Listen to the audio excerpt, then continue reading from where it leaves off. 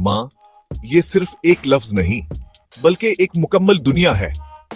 एक ऐसी हस्ती जो खुद तो तकलीफ में रहकर भी अपनी औलाद के लिए हर मुमकिन आसानी पैदा करती है। जब तुम छोटे थे तो माँ ने तुम्हें रातों को जाग कर सुलाया, खुद भूखी रहकर तुम्हें खिलाया। लेकिन कभी तुमने सोचा कि क्या हमने इस मोहब्बत का बदला चुकाया? क्या हमने इस मोहब्बत का बदलाया? जब तुम बड़े हुए माँ की अंगुली छोड़ दी, लेकिन माँ ने तुम्हारा साथ नहीं छोड़ा। जब तुमने अपने दोस्तों को अहमियत दी, तब भी वो तुम्हारी राह दिखती रही।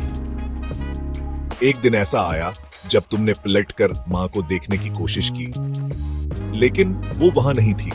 उसकी वो शफकत भरी आवाज, वो मोहब्बत भरी नजरें, सब कुछ खामोश हो चुका था।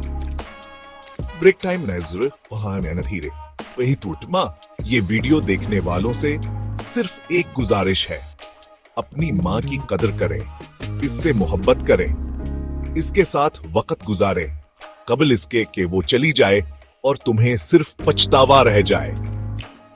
अगर आपको अपनी माँ से मोहब्बत है तो इस वीडियो को शेयर करें और कमेंट्स में लव यू मॉम लिखकर अपनी माँ के लिए दुआ करें।